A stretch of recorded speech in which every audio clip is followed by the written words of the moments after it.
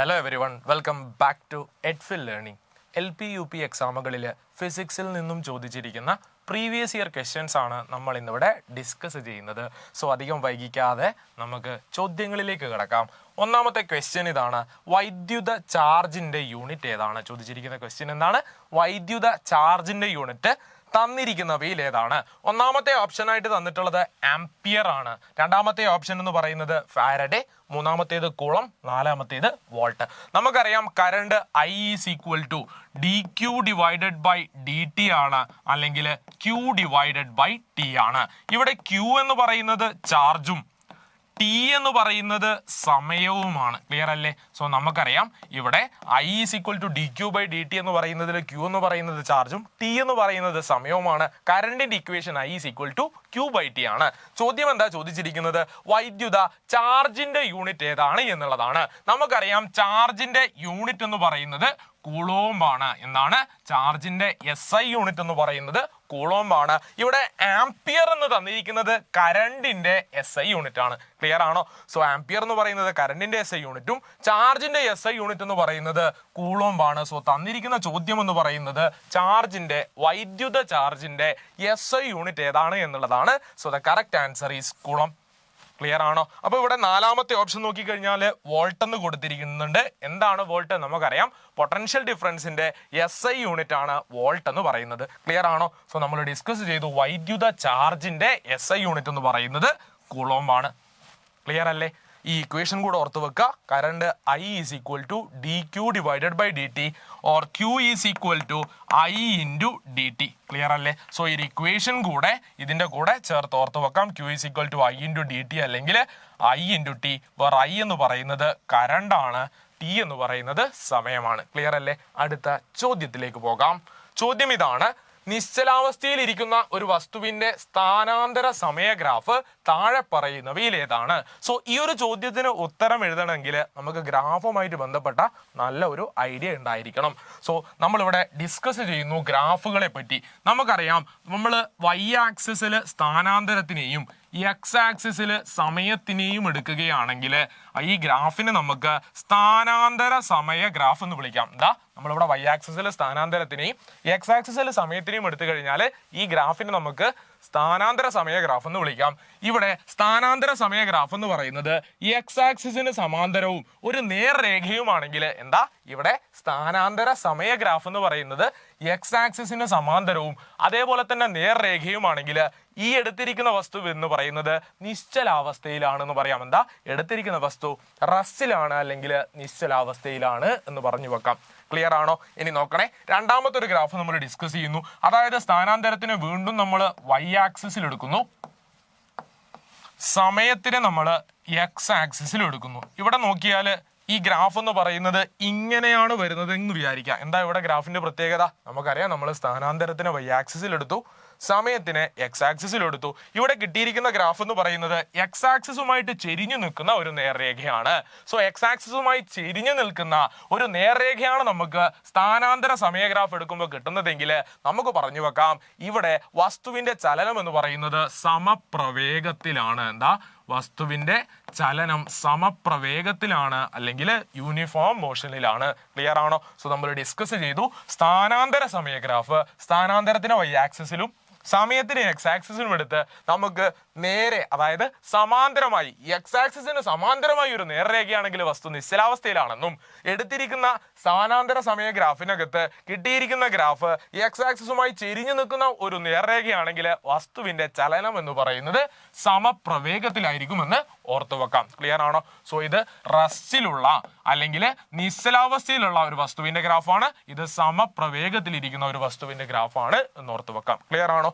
ഇതിന്റെ കൂടെ നമുക്ക് പ്രവേഗ സമയ ഗ്രാഫ് കൂടെ ഒന്ന് ഓർത്തു വെക്കാം. എന്താ ഈ പ്രവേഗ സമയ ഗ്രാഫ് എന്ന് പറഞ്ഞു കഴിഞ്ഞാൽ പ്രവേഗത്തിന് നമ്മൾ Y ആക്സിസിൽ എടുക്കുന്നു, സമയത്തിന് നമ്മൾ X ആക്സിസിൽ എടുക്കുന്നു. സോ ഇവിടെ പ്രവേഗ സമയ ഗ്രാഫിനകത്ത് നമുക്കൊരു നേർരേഖയും സമാന്തരമായിരിക്കുന്ന ഒരു നേർരേഖയാണ് ലഭിക്കുന്നതെങ്കിൽ ഈ ഒബ്ജക്റ്റ് അല്ലെങ്കിൽ ഈ വസ്തു ചലിക്കുന്നത് സമപ്രവേഗത്തിലാണ് എന്ന് പറഞ്ഞു വെക്കാം. ക്ലിയർ ആണോ? രണ്ടാമത്തെ ഒരു പ്രവേഗ സമയ ഗ്രാഫ് കൂടെ ഓർത്തു വെക്കാം. അവിടെ പ്രവേഗത്തിനെ നമ്മൾ Y ആക്സിസിൽ എടുക്കുന്നു. ഓക്കെ, പ്രവേഗത്തിനെ നമ്മൾ y ആക്സിസിൽ എടുക്കുന്നു, സമയത്തിനെ നമ്മൾ എക്സ് ആക്സിസിലും എടുത്ത് നമുക്ക് ഗ്രാഫ് ഇത്തരത്തിലാണ് കിട്ടുന്നതെങ്കിൽ എന്താ ഈ ഗ്രാഫിന്റെ പ്രത്യേകത? ചെരിഞ്ഞു നിൽക്കുന്ന ഗ്രാഫാണ്. ആരുമായിട്ടാ ചെരിഞ്ഞു നിൽക്കുന്നത്? എക്സ് ആക്സിസുമായിട്ട് ചെരിഞ്ഞു നിൽക്കുന്ന ഒരു നേർരേഖയാണെങ്കിൽ ഏതാ ഗ്രാഫ്? പ്രവേഗ സമയ ഗ്രാഫിനകത്ത് എക്സ് ആക്സിസുമായി ചെരിഞ്ഞു നിൽക്കുന്ന ഒരു നേർരേഖയാണെങ്കിൽ ഈ വസ്തു സമത്വരണത്തിലാണ് എന്ന് ഓർത്ത് വെക്കാം. എന്താ പ്രത്യേകത? ഈ വസ്തു സമത്വരണത്തിലാണ്, യൂണിഫോം ആക്സിലറേഷനിലാണ് എന്ന് ഓർത്ത് വെക്കാം. സോ നിശ്ചലാവസ്ഥയുള്ള ഒരു വസ്തുവിന്റെ സ്ഥാനാന്തര സമയഗ്രാഫാണ് ഇവിടെ കൊടുത്തിരിക്കുന്നത്. അതുപോലെ തന്നെ സമപ്രവേഗത്തിലുള്ള ഒരു വസ്തുവിന്റെ സ്ഥാനാന്തര സമയഗ്രാഫ് നമുക്ക് ഇങ്ങനെ കിട്ടും. ഇനി നമ്മൾ പ്രവേഗ സമയഗ്രാഫ് നോക്കുകയാണെങ്കിൽ ഏത് വസ്തുവിന്റെയാ ഇത്? ഇത് ഒരു സമപ്രവേഗത്തിൽ പോയിക്കൊണ്ടിരിക്കുന്ന ഒരു വസ്തുവിന്റെ പ്രവേഗ സമയഗ്രാഫാണ്. അതേസമയം സമത്വരണത്തിലുള്ള ഒരു വസ്തുവിന്റെ പ്രവേഗ സമയഗ്രാഫ് നമുക്ക് ഇങ്ങനെ ലഭിക്കും. സോ ഈ ഗ്രാഫുകളുമായിട്ട് ബന്ധപ്പെട്ട ചോദ്യങ്ങൾ നമുക്ക് ഇത്തരത്തിലാണ് പ്രതീക്ഷിക്കാവുന്നത്. ക്ലിയർ ആണോ? ഒന്നുകൂടെ ഡിസ്കസ് ചെയ്യാം. റസ്റ്റിലുള്ള അല്ലെങ്കിൽ നിശ്ചലാവസ്ഥയുള്ള വസ്തു, സമപ്രവേഗത്തിലുള്ള വസ്തു, അതേപോലെ തന്നെ സമപ്രവേഗത്തിലുള്ള മറ്റൊരു ഗ്രാഫാണ്, അതേപോലെ സമത്വരണത്തിന്റെ ഗ്രാഫ് നമുക്ക് ഇത്തരത്തിൽ റെപ്രസെന്റ് ചെയ്ത് വെക്കാൻ പറ്റും. ക്ലിയർ ആണോ? റെഡി ആണെങ്കിൽ, ഓക്കെ ആണെങ്കിൽ നമുക്ക് അടുത്ത ക്വസ്റ്റ്യനിലേക്ക് പോകാം. ക്വസ്റ്റ്യൻ ഇതാണ്: ആദ്യ ബഹിരാകാശ സഞ്ചാരിയായ യൂറി ഗഗാറിനെ ബഹിരാകാശത്ത് എത്തിച്ച ബഹിരാകാശ പേടകം ഏതാണ്? ആ സ്പേസ് വെഹിക്കിൾ ഏതാണ് എന്നാണ് ചോദ്യം. നമുക്കറിയാം ഉത്തരം എന്ന് പറയുന്നത് വോസ്റ്റോക്ക് 1 ആണ്. ക്ലിയർ അല്ലേ? ഓക്കെ ആണെങ്കിൽ, റെഡി ആണെങ്കിൽ നമുക്ക് അടുത്ത ക്വസ്റ്റ്യനിലേക്ക് പോകാം. ഇതൊരു ജനറൽ ക്വസ്റ്റ്യൻ ആണെന്നാണ് എനിക്ക് തോന്നുന്നത്. സോ ആദ്യ ബഹിരാകാശ സഞ്ചാരിയായ യൂറി ഗഗാറിൻ ബഹിരാകാശത്ത് എത്തിച്ച ബഹിരാകാശ പേടകം ഏതാണെന്നാണ്. സോ ജനറൽ ആയിട്ടും ചോദിക്കാവുന്ന ഒരു ചോദ്യം തന്നെയാണ്. മുഴുവനായും ഫിസിക്സിൽ ഉൾപ്പെടുത്താൻ പറ്റുമോ എന്ന് ചോദിച്ചു കഴിഞ്ഞാൽ ജനറലായും ചോദിക്കാൻ പറ്റുന്ന ഒരു ചോദ്യം തന്നെയാണ്. So the correct answer is Vostok 1. റെഡിയാണോ? ഓക്കെ ആണെങ്കിൽ നമുക്ക് അടുത്ത ക്വസ്റ്റ്യനിലേക്ക് പോകാം. ചോദ്യം ഇതാണ്: കടലിൽ നീന്തുന്നത് പുഴയിൽ നീന്തുന്നതിനേക്കാൾ എളുപ്പമാണ്, അതിന്റെ കാരണം എന്താണ് എന്നാണ് ചോദിച്ചത്. എന്താ ചോദ്യം? കടലിൽ നീന്തുന്ന സമയത്ത് പുഴയിൽ നീന്തുന്നതിനേക്കാൾ എളുപ്പത്തിൽ നമുക്ക് നീന്തി പോകാൻ പറ്റും, അതിന്റെ കാരണം എന്താണ് എന്നാണ് ക്വസ്റ്റ്യൻ. നോക്കണേ, കടൽ വെള്ളത്തിൽ തരംഗങ്ങൾ ഉള്ളത് കൊണ്ട്, അതുകൊണ്ടാണോ? അല്ല, കടൽ വെള്ളത്തിലെ തരംഗങ്ങൾ ഉള്ളത് കൊണ്ടല്ല. രണ്ടാമത്തെ ഓപ്ഷൻ നോക്കാം: കടൽ വെള്ളത്തിന്റെ സാന്ദ്രത പുഴയിലെ വെള്ളത്തിനേക്കാൾ കൂടുതലാണ്. കടൽ വെള്ളത്തിന്റെ സാന്ദ്രത പുഴയിലെ വെള്ളത്തിനേക്കാൾ കൂടുതലാണ്. ശരിയായ സ്റ്റേറ്റ്മെന്റ് അല്ലേ? നമുക്കറിയാം കടൽ വെള്ളത്തിനകത്ത് ധാരാളം ഉപ്പുണ്ട്. സോ കടൽ വെള്ളത്തിനെയും അതേപോലെ തന്നെ പുഴ വെള്ളത്തിനെയും എടുക്കുകയാണെങ്കിൽ ഇവിടെ സാന്ദ്രത കൂടുതൽ ഉണ്ടാവുക കടൽ വെള്ളത്തിനാണ്. ശരിയല്ലേ? ശരിയായിട്ടുള്ള ഒരു സ്റ്റേറ്റ്മെന്റ് ആണ്. സോ സാന്ദ്രത നോക്കുകയാണെങ്കിൽ ഇവിടെ കടൽ വെള്ളത്തിന് സാന്ദ്രത വളരെ കൂടുതലായിരിക്കും. ആരെ കമ്പയർ ചെയ്യുന്ന സമയത്ത്? പുഴ വെള്ളത്തിന്, പുഴയിലുള്ള ജലത്തിനെ കമ്പയർ ചെയ്യുന്ന സമയത്ത് കടലിലുള്ള ജലത്തിന് സാന്ദ്രത കൂടുതലായിരിക്കും. ഈ സാന്ദ്രത കൂടുന്നത് കൊണ്ട് എങ്ങനെയാണ് നമുക്ക് എളുപ്പത്തിൽ നീന്താനാവുന്നത്? നമുക്കറിയാം കടൽ വെള്ളത്തിന് സാന്ദ്രത കൂടുതലായത് കൊണ്ട് തന്നെ ഏതൊരു വസ്തുവും കടൽ വെള്ളത്തിലേക്ക് ഇട്ട് കഴിഞ്ഞാൽ ആ വസ്തുവിലേക്ക് ഏൽക്കുന്ന പ്ലവക്ഷമ ബലം കൂടുതലായിരിക്കും. സോ നമ്മൾ കടലിൽ നീന്തുന്ന സമയത്ത് നമ്മളുടെ ശരീരത്തിലേക്ക് മുകളിലോട്ടേക്ക് ഉയർത്തുന്ന പ്ലവക്ഷമ ബലം കൂടുതലുള്ളത് കടൽ വെള്ളത്തിലായിരിക്കും. സോ കടൽ വെള്ളത്തിലൂടെ അല്ലെങ്കിൽ കടൽ ജലത്തിലൂടെ നീന്താൻ നമുക്ക് എളുപ്പമായിരിക്കും എന്ന് മനസ്സിലാക്കി വെക്കാം. So the correct answer is option B. ശരിയല്ലേ? നോക്കണേ, സി ഓപ്ഷൻ നോക്കാം. പ്ലവക്ഷമ ബലം കടൽ വെള്ളത്തിൽ കുറവായത് കൊണ്ട്. പ്ലവക്ഷമ ബലം കടൽ വെള്ളത്തിൽ കുറവാണോ? അല്ല, നമ്മൾ പ്ലവക്ഷമ ബലം കടൽ വെള്ളത്തിൽ കൂടുതലാണ്. സോ ഈ സ്റ്റേറ്റ്മെന്റ് തെറ്റാണ്. നാലാമത്തെ ഓപ്ഷൻ നോക്കാം. കടലിൽ കൂടുതൽ വെള്ളമുള്ളത് കൊണ്ട്. അതൊന്നുമല്ല. ശരിയായ ഉത്തരം എന്ന് പറയുന്നത് കടൽ വെള്ളത്തിനാണ് സാന്ദ്രത കൂടുതൽ. സോ കടൽ വെള്ളത്തിലേക്ക് നമ്മൾ ഒരു വസ്തുവിനെ ഇട്ട് കഴിഞ്ഞാൽ, ഒരു ഒബ്ജക്റ്റിന് വെച്ച് കഴിഞ്ഞാൽ ആ വസ്തുവിലേക്ക് ഏൽക്കുന്ന പ്ലവക്ഷമ ബലം, അതായത് മുകളിലോട്ടേക്ക് ആ വസ്തുവിനെ ഉയർത്തുന്ന പ്ലവക്ഷമ ബലം കടൽ വെള്ളത്തിലായിരിക്കും കൂടുതൽ ഉണ്ടാവുക. ക്ലിയർ ആണോ? ഓർത്ത് വെക്കേണ്ട പോയിന്റ് ഇത്ര മാത്രമേ ഉള്ളൂ. സാന്ദ്രതയാണ് നമ്മൾ ഓർത്ത് വെക്കേണ്ടത്. ഇവിടെ കടൽ വെള്ളത്തിന്റെ സാന്ദ്രത പുഴ വെള്ളത്തിനേക്കാൾ അല്ലെങ്കിൽ പുഴയിലുള്ള ജലത്തിനേക്കാൾ കൂടുതലായിരിക്കും എന്ന് മനസ്സിലാക്കി വെക്കാം. ക്ലിയർ ആണെങ്കിൽ, ഓക്കെ ആണെങ്കിൽ നമുക്ക് അടുത്ത ക്വസ്റ്റ്യനിലേക്ക് പോകാം. ക്വസ്റ്റ്യൻ ഇതാണ്: ശബ്ദം ഒരു മാധ്യമത്തിൽ നിന്ന് മറ്റൊന്നിലേക്ക് പ്രവേശിക്കുമ്പോൾ കൊടുത്തിരിക്കുന്നവയിൽ ഏതിനാണ് മാറ്റം സംഭവിക്കുന്നത്? നമുക്കറിയാം ശബ്ദം ഓരോ മാധ്യമത്തിലൂടെയും സഞ്ചരിക്കുന്ന സമയത്ത് ശബ്ദത്തിന്റെ വേഗതയിൽ വ്യത്യാസമുണ്ട്. നോക്കണേ, നമ്മൾ ഖരാവസ്ഥയിലുള്ള ഒരു വസ്തുവിനെ എടുത്തു, അതേപോലെ തന്നെ ദ്രാവകാവസ്ഥയിലുള്ള ഒരു വസ്തുവിനെ എടുത്തു, അതേപോലെ വാതകാവസ്ഥയിലുള്ള മറ്റൊരു വസ്തുവിനെ എടുത്തു. ഏതിലൂടെയായിരിക്കും ശബ്ദം വളരെ വേഗത്തിൽ കടന്നു പോവുക? നമുക്കറിയാം ഖരാവസ്ഥയിലുള്ള വസ്തുക്കളെ എടുക്കുകയാണെങ്കിൽ അവിടെ തന്മാത്രകൾ വളരെ വളരെ വളരെ വളരെ വളരെ അടുത്താണ്. അതേസമയം ദ്രാവകാവസ്ഥയിലുള്ള വസ്തുക്കളെ എടുത്താലോ, ദ്രാവകാവസ്ഥയിലുള്ള വസ്തുക്കളെ എടുത്തു കഴിഞ്ഞാൽ അതിനകത്തുള്ള തന്മാത്രകൾ കുറച്ച് വിട്ടുവിട്ടാണ് ഉണ്ടാവുക. നോക്കണേ, തന്മാത്രകൾ അത്രത്തോളം അടുത്തല്ല. ഇനി വാതകാവസ്ഥയിലുള്ള ഒരു വസ്തുവിനെ എടുത്തു. വാതകാവസ്ഥയിലുള്ള ഒരു വസ്തുവിനെ സംബന്ധിച്ചിടത്തോളം അവിടെയുള്ള പാർട്ടിക്കിൾസ് അല്ലെങ്കിൽ തന്മാത്രകൾ വളരെ വളരെ ദൂരത്താണ്. ശബ്ദം എന്ന് പറയുന്നത് എന്താ? ശബ്ദം എന്ന് പറയുന്നത് ഊർജത്തിന്റെ മറ്റൊരു രൂപമാണ് അല്ലേ? സോ നമുക്ക് പറയാം ഊർജത്തിന്റെ വേറൊരു രൂപമാണ് ശബ്ദം. സോ ശബ്ദം എന്ന് പറയുന്നത് ഊർജത്തിന്റെ പ്രവാഹമാണ്, ഊർജം സഞ്ചരിക്കുന്നതാണ്. ഒരു മാധ്യമത്തിൽ നിന്നും അല്ലെങ്കിൽ ഒരു പോയിന്റിൽ നിന്നും മറ്റൊരു പോയിന്റിലേക്ക് സഞ്ചരിക്കുന്ന ഊർജത്തിന്റെ ഒരു രൂപമാണ് ശബ്ദം. സോ നിങ്ങൾ ഇവിടെ നോക്കിയിട്ട് പറഞ്ഞേ, ഖരാവസ്ഥയിലുള്ള വസ്തുവിലൂടെയാണോ, അല്ലെങ്കിൽ ദ്രാവകാവസ്ഥയിലുള്ള വസ്തുവിലൂടെയാണോ, അല്ലെങ്കിൽ വാതകാവസ്ഥയിലുള്ള വസ്തുവിലൂടെയാണോ ശബ്ദത്തിന് വളരെ വേഗം സഞ്ചരിക്കാൻ സാധിക്കുക? നമുക്കറിയാം ഇവിടെ തന്മാത്രകൾ വളരെ വളരെ വളരെ അടുത്താ, ഇവിടെ ഖരാവസ്ഥയിൽ വളരെ അടുത്താ. സോ വളരെ വളരെ അടുത്തായത് കൊണ്ട് തന്നെ ശബ്ദം എന്ന് പറയുന്ന ഊർജത്തിന്റെ രൂപത്തിന് വളരെ വേഗം ട്രാൻസ്ഫർ ചെയ്ത് മുന്നോട്ടേക്ക് നീങ്ങാൻ പറ്റും. സോ ശബ്ദത്തിന്റെ വേഗത ഖരാവസ്ഥയിലൂടെ കൂടുതലായിരിക്കും. എന്നാൽ ദ്രാവകാവസ്ഥയിലേക്ക് നോക്കിയേ, അത്രത്തോളം അടുത്താണോ? അല്ല. സോ ഖരാവസ്ഥയിലൂടെ ശബ്ദം സഞ്ചരിക്കുന്നത് പോലെ അത്ര വേഗതയിൽ ഇതിലൂടെ സഞ്ചരിക്കാൻ കഴിയില്ല, ദ്രാവകത്തിലൂടെ സഞ്ചരിക്കാൻ കഴിയില്ല. എന്നാൽ വാതകത്തിന്റെ സ്ഥിതി എടുക്കുകയാണെങ്കിലോ, വാതകത്തിലെ തന്മാത്രകൾ വളരെ ദൂരത്താ, അത്ര പെട്ടെന്നൊന്നും ശബ്ദത്തിന് സഞ്ചരിക്കാൻ സാധിക്കില്ല, ശബ്ദത്തിന് പ്രേഷണം ചെയ്യാൻ സാധിക്കില്ല. സോ ശബ്ദത്തിന്റെ പ്രേഷണം അല്ലെങ്കിൽ സഞ്ചാരത്തിന്റെ ആ ഒരു വേഗത കൂടുതലുള്ളത് ഖരാവസ്ഥയിലാണ്, പിന്നെ ദ്രാവകാവസ്ഥയിലാണ്. ശബ്ദത്തിന്റെ വേഗത ഏറ്റവും കുറവ് വാതകാവസ്ഥയിലാണ്. ക്ലിയർ ആണോ? സോ നമുക്ക് പറയാം ശബ്ദം ഒരു മാധ്യമത്തിൽ നിന്നും മറ്റൊരു മാധ്യമത്തിലേക്ക് പ്രവേശിക്കുമ്പോൾ ശബ്ദത്തിന്റെ വേഗതയിൽ വ്യത്യാസമുണ്ട്. ഖരാവസ്ഥയിലൂടെ ശബ്ദത്തിന്റെ വേഗത കൂടുതലായിരിക്കും. ദ്രാവകാവസ്ഥയും വാതകാവസ്ഥയും കമ്പയർ ചെയ്യുന്ന സമയത്ത് ഇവിടെ ദ്രാവകാവസ്ഥയിലൂടെയുള്ള ശബ്ദത്തിന്റെ വേഗത കൂടുതലായിരിക്കും. ക്ലിയർ ആണോ? സോ ഒന്നാമത്തെ പോയിന്റ് എന്ന് പറയുന്നത് വേഗതയാണ്. ഒരു മാധ്യമത്തിൽ നിന്നും മറ്റൊരു മാധ്യമത്തിലേക്ക് ശബ്ദം സഞ്ചരിക്കുമ്പോൾ അയാളുടെ വേഗതയിൽ വ്യത്യാസം വരുന്നുണ്ട്. ക്ലിയർ ആണോ? കോൺസെപ്റ്റ് കിട്ടിയിട്ടുണ്ടോ? ഓക്കെ. ഇനി രണ്ടാമത്തെ പ്രോപ്പർട്ടി നമുക്ക് എടുക്കാം, ആവൃത്തി. എന്താ ഈ ആവൃത്തി എന്ന് പറഞ്ഞു കഴിഞ്ഞാൽ എപ്പോഴാണ് ശബ്ദത്തിന്റെ ആവൃത്തിയിൽ വ്യത്യാസം ഉണ്ടാകുക? നമുക്കറിയാം ആവൃത്തി എന്ന് പറയുന്നത് ശബ്ദം പുറത്തേക്ക് വിടുന്ന ആ സ്രോതസ്സിന്റെ അല്ലെങ്കിൽ ശബ്ദത്തിന്റെ ആ സോഴ്സ് ആണ് ആ ശബ്ദത്തിന്റെ ആവൃത്തി തീരുമാനിക്കുന്നത്. ഞാനിപ്പോൾ ഇവിടെ നിന്നുകൊണ്ട് സംസാരിക്കുന്നത് നിങ്ങൾക്ക് നിങ്ങളുടെ ഫോണിന്റെ സ്പീക്കറിലൂടെയോ അല്ലെങ്കിൽ ലാപ്ടോപ്പിന്റെ സ്പീക്കറിലൂടെയോ കേൾക്കാൻ സാധിക്കുന്നുണ്ട്. ആ ശബ്ദത്തിന്റെ ഫ്രീക്വൻസി അല്ലെങ്കിൽ ആവൃത്തി തീരുമാനിക്കുന്നത് ആരാണ്? ഞാനാണ്. എൻ്റെ വോക്കൽ കോഡുകൾക്ക് വൈബ്രേഷൻ സംഭവിച്ചുകൊണ്ടാണ് സൗണ്ട് ഉണ്ടാക്കുന്നത്. സോ ഇവിടെ ഈ സൗണ്ടിന്റെ ഫ്രീക്വൻസി അല്ലെങ്കിൽ ആവൃത്തി തീരുമാനിക്കുന്നത് ഈ ശബ്ദം ഉണ്ടാക്കിയിട്ടുള്ള ഈ സോഴ്സ് ആയിട്ടുള്ള സ്രോതസ് ആയിട്ടുള്ള ഞാനാണ്. സോ നമുക്ക് പറയാം ശബ്ദം ഒരു മാധ്യമത്തിൽ നിന്നും മറ്റൊരു മാധ്യമത്തിലേക്ക് സഞ്ചരിക്കുന്ന സമയത്ത് അവിടെ ആവൃത്തി മാറുന്നില്ല. എന്തു മാറുന്നില്ല? ആവൃത്തിക്ക് ഒരു മാറ്റവും സംഭവിക്കുന്നില്ല, ആവൃത്തി മാറുന്നില്ല. സോ ആവൃത്തി മാറുന്ന ഓപ്ഷനുകളൊക്കെ നമുക്ക് ഒഴിവാക്കി മാറ്റാൻ പറ്റും. എന്താ? ശബ്ദം ഒരു മാധ്യമത്തിൽ നിന്നും മറ്റൊരു മാധ്യമത്തിലേക്ക് സഞ്ചരിക്കുന്ന സമയത്ത് അവിടെ ആവൃത്തിയിൽ മാറ്റമില്ല. സോ ആവൃത്തിയിൽ മാറ്റം വരുന്ന ഓപ്ഷൻസ് ഒക്കെ നമുക്ക് ഒഴിവാക്കാം.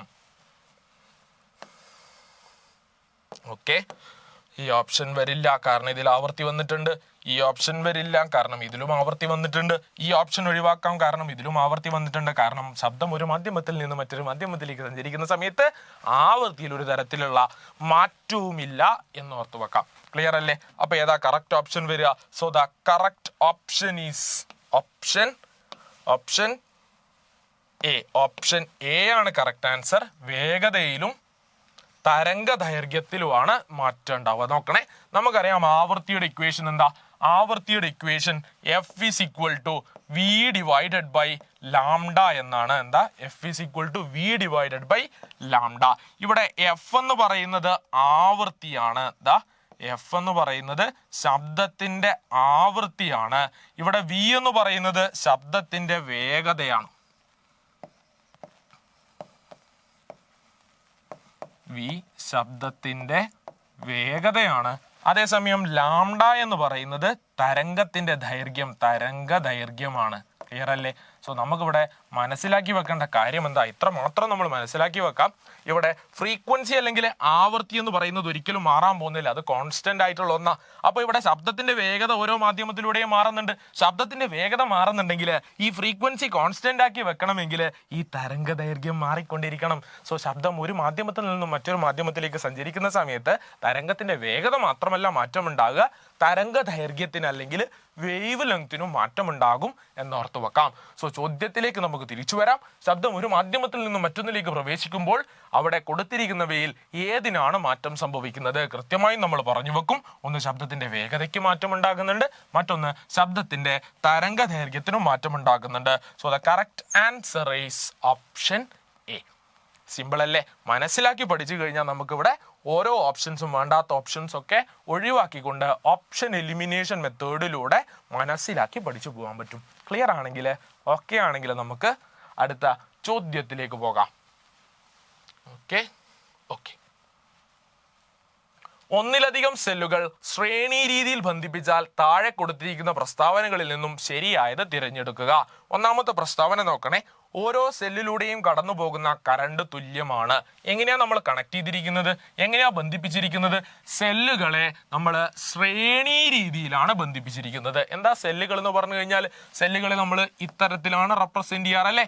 സോ ഇവിടെ സെല്ലുകളെ ശ്രേണി രീതിയിൽ ബന്ധിപ്പിച്ചിട്ടുണ്ട്. നോക്കണേ, ഞാനിവിടെ ശ്രേണി രീതിയിൽ ബന്ധിപ്പിച്ച റെസിസ്റ്ററുകളെ എടുത്തു. ശ്രേണി രീതിയിൽ ബന്ധിപ്പിച്ചിരിക്കുന്ന റെസിസ്റ്ററുകളെ സംബന്ധിച്ചിടത്തോളം ഇവിടെ ഓരോ റെസിസ്റ്ററിലൂടെയും കടന്നു പോകുന്ന കറണ്ട് തുല്യമാണ്. എന്താ കാരണം?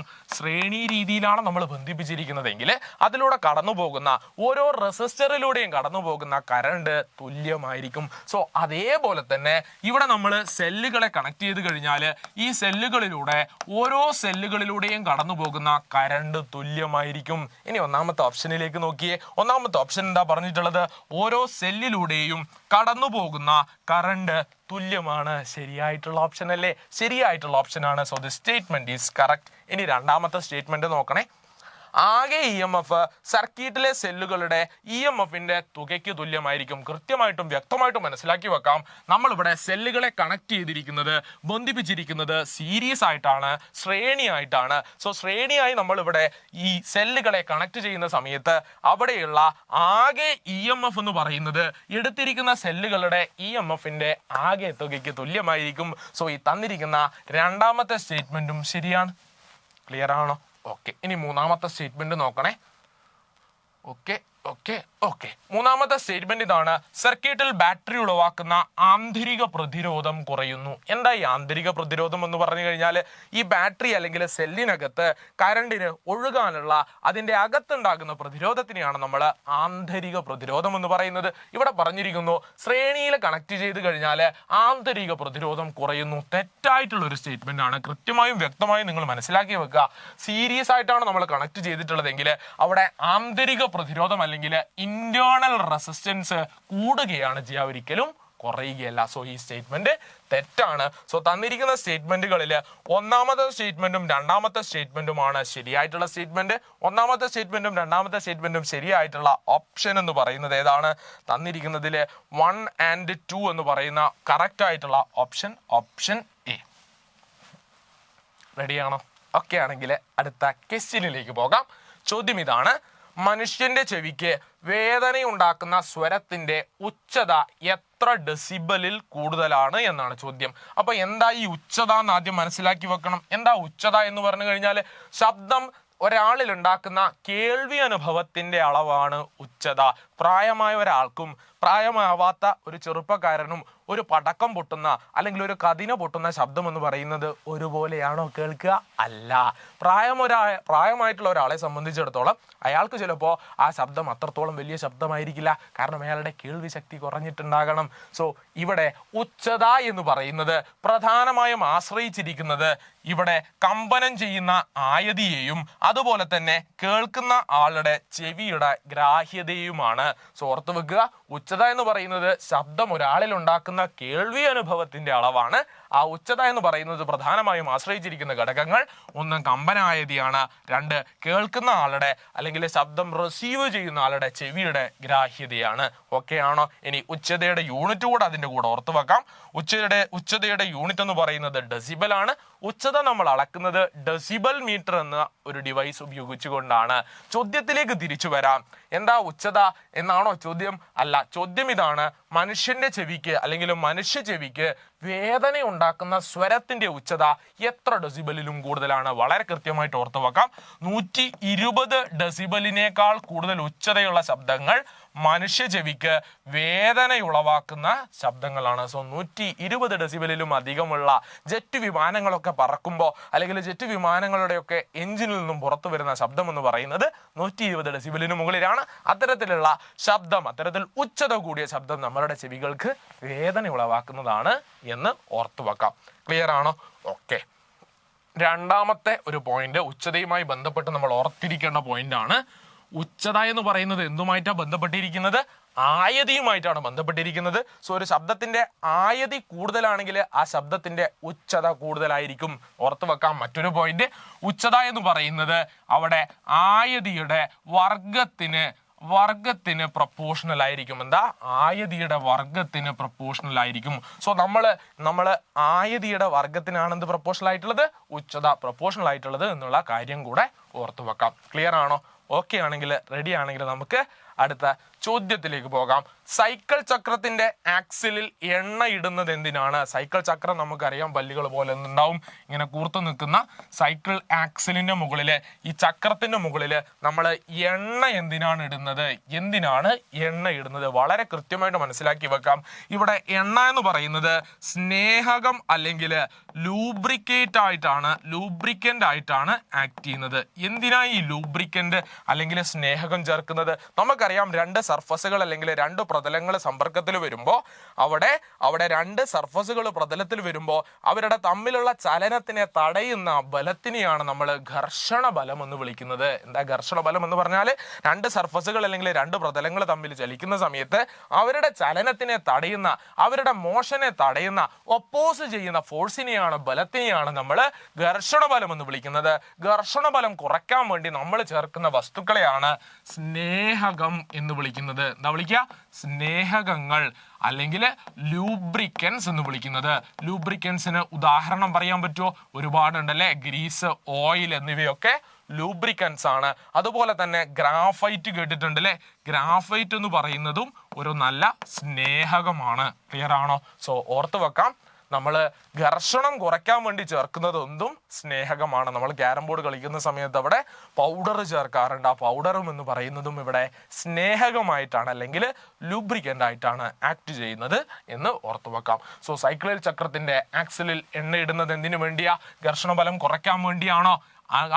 ആണോ? യെസ്. സോ നമുക്ക് മനസ്സിലാക്കി വെക്കാം, അവിടെ ഘർഷണം അല്ലെങ്കിൽ ഫ്രിക്ഷൻ കുറയ്ക്കാൻ വേണ്ടിയാണ് നമ്മൾ എന്ത് ചെയ്യുന്നത്? ഈ ഓയിൽ പോലെ, ഗ്രീസ് പോലെയുള്ള സ്നേഹകങ്ങൾ ചേർക്കുന്നത് അല്ലെ? നമ്മൾ വണ്ടികളിലോ ബൈക്കുകളിലോ ഒക്കെ ലൂബ്രിക്കൻസ് ആഡ് ചെയ്യാറുണ്ട്. ബൈക്കിന്റെ ചെയിൻ സ്പ്രോക്കറ്റിലൊക്കെ ലൂബ്രിക്കൻസ് ആഡ് ചെയ്തില്ലെങ്കിൽ അവിടെ ഫ്രിക്ഷൻ ഉണ്ടാവും, ഘർഷണ ബലം ഉണ്ടാവും. ഈ ഘർഷണം കൊണ്ട് തേയ്മാനം സംഭവിക്കും. എന്താ സംഭവിക്കുക? ഇവിടെ തേയ്മാനമാണ്. ഓർത്ത് വെക്കുക, ഘർഷണം കൊണ്ടുള്ള ബുദ്ധിമുട്ടുകൾ എന്തൊക്കെയാണെന്ന് പറഞ്ഞു കഴിഞ്ഞാൽ തേയ്മാനം ഉണ്ടാകും. നമ്മളുടെ മെഷീനുകളുടെ പാർട്സുകളിലും ഭാഗങ്ങളിലും ഒക്കെ ഒരഞ്ഞൊരഞ്ഞൊരഞ്ഞ് തേയ്മാനം ഉണ്ടാകുന്നുണ്ട്. അതുപോലെ തന്നെ താപം ഉണ്ടാകുന്നുണ്ട്. ഓർത്ത് വെക്കുക, താപവും തേയ്മാനവുമാണ് ഘർഷണം കൊണ്ട് നമുക്കുണ്ടാകുന്ന ബുദ്ധിമുട്ടുകൾ. ക്ലിയർ അല്ലേ? ടയറുകളൊക്കെ കുറേ പ്രാവശ്യം കറങ്ങിക്കഴിഞ്ഞ് കഴിഞ്ഞാൽ, ഓടിക്കഴിഞ്ഞ് കഴിഞ്ഞാൽ അതിന് തേയ്മാനം സംഭവിക്കുന്നുണ്ട്. പല മെഷീനുകളുടെയും ഭാഗങ്ങൾക്കും തേയ്മാനം സംഭവിച്ച് കാലക്രമേണ നശിച്ചു പോകുന്നതിനുള്ള കാരണങ്ങളൊക്കെ പെട്ടതാണെന്ത്? ഘർഷണം. ഓക്കെ അല്ലേ? റെഡി ആണെങ്കിൽ നമുക്ക് അടുത്ത ചോദ്യത്തിലേക്ക് പോകാം. ചോദ്യം ഇതാണ്: കൂട്ടത്തിൽ പെടാത്തത് ഏതാണ്? തന്നിരിക്കുന്നതിൽ കൂട്ടത്തിൽ പെടാത്തത് ഏതാ? 1 സ്ഥാനാന്തരം, 2 ത്വരണം, 3 വേഗം, 4 പ്രവേഗം. നമുക്കറിയാം സ്ഥാനാന്തരം എന്ന് പറയുന്നത് ഒരു സദിശ അളവാണ്. ത്വരണം എന്ന് പറയുന്നതും ഒരു സദിശ അളവാണ്. വേഗം എന്ന് പറയുന്നത് ഒരു അതിശ അളവല്ലേ? അതിശ അളവാണ്. അതേസമയം പ്രവേഗം എന്ന് പറയുന്നതും ഒരു സദിശ അളവാണ്. സോ തന്നിരിക്കുന്നവയില് തന്നിരിക്കുന്നവയിൽ വേഗം എന്ന് പറയുന്ന ആൾക്ക് കൃത്യമായ ഒരു ദിശയുണ്ടോ? ഇല്ല. കൃത്യമായ ഒരു ദിശയില്ലാത്തത് കൊണ്ട് തന്നെ വേഗം എന്ന് പറയുന്നത് ഒരു അതിശ അളവാണ്. ഇതിൽ നമ്മൾ ഓരോരുത്തരുടെയും യൂണിറ്റ് കൂടെ ഓർത്തു വെക്കാം. സ്ഥാനാന്തരത്തിന്റെ SI യൂണിറ്റ് എന്ന് പറയുന്നത് മീറ്റർ ആണ്. ത്വരണത്തിന്റെ SI യൂണിറ്റ് എന്ന് പറയുന്നത് മീറ്റർ പെർ സെക്കൻഡ് സ്ക്വയർ ആണ്. വേഗത്തിന്റെ SI യൂണിറ്റ് എന്ന് പറയുന്നത് മീറ്റർ പെർ സെക്കൻഡ് ആണ്. പ്രവേഗത്തിന്റെ SI യൂണിറ്റും മീറ്റർ പെർ സെക്കൻഡ് ആണ്. Back to the question. എന്താ ചോദ്യം കൂട്ടത്തിൽ പെടാത്തത് ആരാണെന്നാണ്. സോ കൂട്ടത്തിൽ തന്നിരിക്കുന്നവയിൽ ഒരാൾ മാത്രമാണ് അതിശ അളവ്, ബാക്കി എല്ലാവരും സദിശ അളവാണ്. So the correct answer is option C. എളുപ്പമല്ലേ? റെഡി ആണെങ്കിൽ ഓക്കെ ആണ്. നമുക്ക് അടുത്ത ക്വസ്റ്റ്യൻ നോക്കാം. ഓക്കെ ചോദ്യം ഇതാണ്. ഒരു കാന്തിക മണ്ഡലത്തിന്റെ സ്വാധീനം കാരണം കാന്തവൽക്കരിക്കപ്പെടാനുള്ള കാന്തിക വസ്തുക്കളുടെ കഴിവിനെ എന്താണ് വിളിക്കുക? ഓർത്തു വെക്കുക. ഒരു കാന്തിക മണ്ഡലം, ഒരു മാഗ്നറ്റിക് ഫീൽഡിന്റെ സ്വാധീനം കൊണ്ട്, ഇൻഫ്ലുവൻസ് കൊണ്ട് മറ്റൊരു വസ്തു കാന്തവൽക്കരിക്കപ്പെടുന്ന, മാഗ്നറ്റൈസ് ചെയ്യപ്പെടുന്ന ആ വസ്തുക്കളുടെ കഴിവിനെ നമ്മൾ വശകത എന്നാണ് വിളിക്കുക. എന്താ വിളിക്കുക? വശകത എന്നാണ് വിളിക്കുക. 8ാം ക്ലാസ് ഫിസിക്സിൽ ടോപ്പിക് ഉണ്ട്. സോ ഡിസ്കഷൻ നമ്മൾ അധികം വലിച്ചു നീട്ടുന്നില്ല, മനസ്സിലാക്കി വെക്കാം. എന്തുകൊണ്ടാണ്? വശകത എന്ന് പറയുന്ന ഈ കാന്തവൽക്കരിക്കപ്പെടാനുള്ള വസ്തുക്കളുടെ കഴിവിനെ നമ്മൾ വശകത എന്നാണ് വിളിക്കുക. ക്ലിയർ ആണോ? റെഡി ആണെങ്കിൽ അടുത്ത ക്വസ്റ്റ്യനിലേക്ക് പോകുന്നതിന് മുന്നേ കേട്ടറ്റ് കാറ്റഗറി 1, 2, 3, 4ന്റെ എക്സ്ക്ലൂസീവ് ക്ലാസ്സുകൾ നമുക്ക് എഡ്ഫിലിൽ അവൈലബിൾ ആണ്. സോ സിലബസ് ബേസ്ഡ് ചെയ്തിട്ട് എല്ലാ സിലബസും കൃത്യമായി കവർ ചെയ്തുകൊണ്ട് ചോദ്യങ്ങളും റെക്കോർഡഡ് ക്ലാസ്സുകളും ഉൾപ്പെടുത്തിക്കൊണ്ട് എഡ്ഫിലിന്റെ ക്ലാസ്സസ് നിങ്ങൾക്ക് ആപ്പിൽ അവൈലബിൾ ആണ്. സോ അതേപോലെ തന്നെ question and answer live sessions provide ചെയ്യുന്നുണ്ട്. പ്രാക്ടീസ് മോക്ക് ടെസ്റ്റ് ക്വസ്റ്റ്യൻസിൻ്റെ ഒപ്പം പോപ്പപ്പ് ചോദ്യങ്ങൾ ഉണ്ടാവും. അതായത് ഒരു പ്രത്യേക ടോപ്പിക്ക് നിങ്ങൾ പഠിക്കുന്ന സമയത്ത് ആ ടോപ്പിക്കുമായിട്ട് ബന്ധപ്പെട്ട ചോദ്യങ്ങളൊക്കെ തന്നെ നിങ്ങളെ ചെയ്യിപ്പിച്ച് അത്തരത്തിൽ ഓരോ ടോപ്പിക്കുകളും കവർ ചെയ്ത് മൊത്തം സിലബസിനെയും കംപ്ലീറ്റ് സിലബസിൻ്റെയും റെക്കോർഡുകൾ ക്ലാസ്സുകളോട് കൂടെ പ്രിന്റഡ് സ്റ്റഡി മെറ്റീരിയൽസും പ്രൊവൈഡ് ചെയ്തുകൊണ്ടാണ് എഡ്ഫിൽ കാറ്റഗറി 1, 2, 3, 4 കേട്ടറ്റ് ക്ലാസ്സസ് പ്രൊവൈഡ് ചെയ്യുന്നത്. റെഡിയാണോ? ഓക്കെ. സോ പ്രീവിയർ ക്വസ്റ്റ്യൻ പേപ്പേഴ്സിന്റെ അനാലിസിസ് ഉണ്ടാകും. സ്റ്റഡി ട്രാക്കർ നിങ്ങൾക്ക് കൃത്യമായിട്ട് മെന്റർഷിപ്പ് പ്രൊവൈഡ് ചെയ്ത് നിങ്ങളുടെ പഠന നിലവാരം വിലയിരുത്തുന്നതിന് വേണ്ടി, നിങ്ങളുടെ പഠനത്തിനെ ട്രാക്ക് ചെയ്യുന്നതിന് വേണ്ടി കൃത്യമായ ആളുകൾ ഇവിടെയുണ്ട്. അതേപോലെ തന്നെ എക്സാം ഓറിയന്റഡ് ടിപ്പുകളും മോട്ടിവേഷൻ സെഷൻ ക്ലാസ്സുകളും നിങ്ങൾക്ക് പ്രൊവൈഡ് ചെയ്യുന്നുണ്ട്. സോ ഓർത്തു വെക്കാം, കേട്ടറ്റിന്റെ category 1, 2, 3, 4 exclusive classes are available on Edfil learning app. Download as soon as possible കേട്ടോ. സോ വളരെ വേഗം ഡൗൺലോഡ് ചെയ്തുകൊണ്ട് നിങ്ങളുടെ സീറ്റുകൾ പെട്ടെന്ന് ബുക്ക് ചെയ്തുകൊണ്ട് കാറ്റഗറി 1, 2, 3, 4 കേട്ടറ്റിന് വേണ്ടി നിങ്ങൾക്ക് പ്രിപ്പയർ ചെയ്യാവുന്നതാണ്. Back to the questions. നമ്മൾ അനലൈസ് ചെയ്യുന്നു പ്രീവിയസ് ഇയർ ക്വസ്റ്റ്യൻസിന്റെ ബാക്കി ചോദ്യങ്ങൾ. ഒരു ബഹിരാകാശ സഞ്ചാരി കാണുന്ന ആകാശത്തിന്റെ നിറം എന്താണ്? ബഹിരാകാശ സഞ്ചാരിയെ സംബന്ധിച്ചിടത്തോളം അവിടെ അറ്റ്മോസ്ഫിയർ ഉണ്ടോ? അന്തരീക്ഷമുണ്ടോ? ഇല്ല. അന്തരീക്ഷം ഇല്ലാത്തത് കൊണ്ട് തന്നെ അവിടെ സ്കാറ്ററിങ് അല്ലെങ്കിൽ വിസരണം സംഭവിക്കില്ല. നമുക്കറിയാം ആകാശം നീല നിറത്തിലാണ് നമ്മൾ കാണുന്നത് അല്ലെ? ഏത് നീല നിറ? ആകാശ നീല നിറത്തിലാണ് നമ്മൾ ആകാശത്തിന്, സ്കൈയെ കാണുന്നത്. എന്തുകൊണ്ടാ? അവിടെ പ്രകാശരശ്മികൾ അവിടെയുള്ള അറ്റ്മോസ്ഫിയറിനകത്തുള്ള, അന്തരീക്ഷത്തിനകത്തുള്ള കണികകളിൽ തട്ടി വിസരണം സംഭവിക്കുന്നത് കൊണ്ടാണ് നമ്മൾ ആകാശത്തിനെ നീല നിറത്തിൽ കാണുന്നത്. ഇവിടെ ചോദ്യം എന്ന് പറയുന്നത് ബഹിരാകാശ സഞ്ചാരികൾ കാണുന്ന ആകാശത്തിന്റെ നിറം എന്താ? ബഹിരാകാശ സഞ്ചാരികളെ സംബന്ധിച്ചിടത്തോളം അവർ അന്തരീക്ഷമൊന്നും തന്നെ കാണുന്നില്ല. അവിടെ പ്രകാശം അവിടെയും ഇവിടെയും തട്ടി വിസരണം സംഭവിക്കുന്നില്ല. അതുകൊണ്ട് തന്നെ നമ്മൾ അവിടെ കറുപ്പ് നിറത്തിലാണ് ആകാശത്തിനെ കാണുക. റെഡിയാണോ? ഓക്കെ ആണോ? ഓക്കെ ആണെങ്കിൽ നമുക്ക് അടുത്ത ചോദ്യത്തിലേക്ക് പോകാം. അടുത്ത ക്വസ്റ്റ്യൻ ഇതാണ്. ഒരു ദന്ത ഡോക്ടർ പല്ല് പരിശോധിക്കുന്നതിനായി 8 സെന്റിമീറ്റർ ഫോക്കസ് ദൂരമുള്ള ഒരു കോൺകേവ് ദർപ്പണം ഉപയോഗിക്കുന്നു. പല്ല് നിരീക്ഷിക്കുന്നതിനായി അദ്ദേഹം ദർപ്പണം പല്ലിൽ നിന്നും 4 സെന്റിമീറ്റർ ദൂരത്തിൽ പിടിക്കുന്നു എങ്കിൽ ആ പ്രതിബിംബത്തിന്റെ ആവർധനം എത്രയായിരിക്കും? നോക്കണേ, ഏത് മിററിനെ പറ്റിയാണ്, ഏത് ദർപ്പണത്തിനെ പറ്റിയാ പറഞ്ഞത്? കോൺകേവ് ദർപ്പണത്തിനെ പറ്റിയാണ്. ഒരു കോൺകേവ് ദർപ്പണത്തിനെ സംബന്ധിച്ചിടത്തോളം നമുക്കറിയാം കോൺകേവ് ദർപ്പണത്തിന്റെ ഫോക്കൽ ദൂരവും അതേസമയം വസ്തുവിലേക്കുള്ള ദൂരവും രണ്ടും നെഗറ്റീവ് ആയിരിക്കും. എങ്ങനെയാ മനസ്സിലായത്? കാർട്ടീഷ്യൻ ചിഹ്ന രീതി പഠിച്ചിട്ടുണ്ടല്ലേ? കാർട്ടീഷ്യൻ ചിഹ്ന രീതി പ്രകാരം ഒരു കോൺകേവ് മിററിന്റെ ഫോക്കൽ ദൂരവും അതേപോലെ തന്നെ വസ്തുവിലേക്കുള്ള ദൂരവും നെഗറ്റീവ് ആണ്. ഇവിടെ ഫോക്കൽ ദൂരം നമുക്ക് തന്നിട്ടുണ്ട്. എത്രയാ ഫോക്കൽ ദൂരം? ഫോക്കസ് ദൂരം എന്ന് പറയുന്നത് തന്നിട്ടുണ്ട്. അത് 8 സെന്റിമീറ്റർ ആണ് അല്ലെ. 8 സെന്റിമീറ്റർ ഫോക്കസ് ദൂരമുള്ള ഒരു കോൺകേവ് മിറർ ആണ്. സോ ഇയാളുടെ ഫോക്കൽ ദൂരം എന്ന് പറയുന്നത് -8 സെന്റിമീറ്റർ ആണ്. ഈ ഫോക്കസ് ദൂരമുള്ള ഈ ഫോക്കൽ ദൂരമുള്ള ദർപ്പണത്തിന്റെ എത്ര അടുത്തായിട്ടാ വസ്തുവിനെ വെച്ചത്? വസ്തുവിനെ 4 സെന്റിമീറ്റർ അകലത്തിലാണ് അല്ലെങ്കിൽ ദൂരത്തിലാണ് പിടിക്കുന്നത്. ക്ലിയർ അല്ലേ? സോ ദന്ത ഡോക്ടർ വസ്തുവിനെ 4 സെന്റിമീറ്റർ അകലത്തിൽ വെക്കുന്നത് ഒരു കോൺകേവ് ദർപ്പണം ഉപയോഗിച്ചുകൊണ്ടാണ്. സോ ഈ കോൺകേവ് ദർപ്പണത്തിലെ വസ്തുവിലേക്കുള്ള ദൂരം u എന്ന് പറയുന്നത് -4 സെന്റിമീറ്റർ ആയിരിക്കും. ക്ലിയർ ആണോ? കണ്ടുപിടിക്കാൻ പറഞ്ഞത് പ്രതിബിംബത്തിന്റെ ആവർധനമാണ്. എന്താ ആവർധനം കണ്ടുപിടിക്കാനുള്ള equation? m is equal to -v/u ആണ്. ക്ലിയർ അല്ലേ? നോക്കണേ, ആവർധനം കണ്ടുപിടിക്കാനുള്ള ഇക്വേഷൻ എന്താ? ഒരു കോൺകേവ് ദർപ്പണത്തിനെ സംബന്ധിച്ചിടത്തോളം അല്ലെങ്കിൽ ഒരു ദർപ്പണത്തിനെ സംബന്ധിച്ചിടത്തോളം ആവർധനത്തിന്റെ ഇക്വേഷൻ -v/u ആണ്. ഇവിടെ നമുക്ക് u അറിയാം. u എത്രയാ? u എന്ന് പറയുന്നത് -4 സെന്റിമീറ്റർ ആണ്. എന്താ കണ്ടുപിടിക്കേണ്ടത്? v കണ്ടുപിടിക്കണം. v അറിയോ? v അറിയില്ല. v കണ്ടുപിടിക്കാൻ വേണ്ടി എന്ത് ചെയ്താൽ മതി? മിറർ ഇക്വേഷനിലേക്ക് സബ്സ്റ്റിറ്റ്യൂട്ട് ചെയ്താൽ മതി. മിറർ ഇക്വേഷൻ എന്ന് പറയുന്നത് 1/f is equal to 1/v plus 1/u ആണ്. എന്താ? 1/f is equal to 1/v plus 1/u എന്ന് പറഞ്ഞ ഈ ഇക്വേഷനിലേക്ക് നമുക്കറിയുന്ന ഫോക്കസ് ദൂരവും അതേപോലെ തന്നെ നമുക്കറിയുന്ന വസ്തുവിലേക്കുള്ള ദൂരമായിട്ടുള്ള യുവും സബ്സ്റ്റിറ്റ്യൂട്ട് ചെയ്താൽ മതി. സബ്സ്റ്റിറ്റ്യൂട്ട് ചെയ്തൂടെ? 1/f എന്ന് പറയുമ്പോൾ 1/-8 ഈസ് ഈക്വൽ ടു 1/v ആണ് കണ്ടുപിടിക്കേണ്ടത്. 1/v plus 1/u. 1/u എന്ന് പറയുന്നത് -4 ആണ്. സോ അതും നമ്മൾ സബ്സ്റ്റിറ്റ്യൂട്ട് ചെയ്തു. So 1-1/8 is equal to 1/v plus -1/4 എന്ന് മാറ്റി എഴുതാം. ഇവിടെ 1/v അവിടെ വെച്ചുകൊണ്ട് ബാക്കിയുള്ള ആളുകളെ നമ്മൾ ഇപ്പുറത്തേക്ക് എടുക്കുകയാണ്. സോ -1/8 -1/8 പ്ലസ് -1/4 ഇക്വേഷൻ്റെ ഇപ്പുറത്തേക്ക് വരുമ്പോൾ +1/4 ആയിട്ട് മാറും. That is equal to 1/v. Clear അല്ലേ? ഇനി ഇവിടെ ക്രോസ് മൾട്ടിപ്ലൈ ചെയ്യാണ്. 4 × -1 4 × -1 -4 കിട്ടും.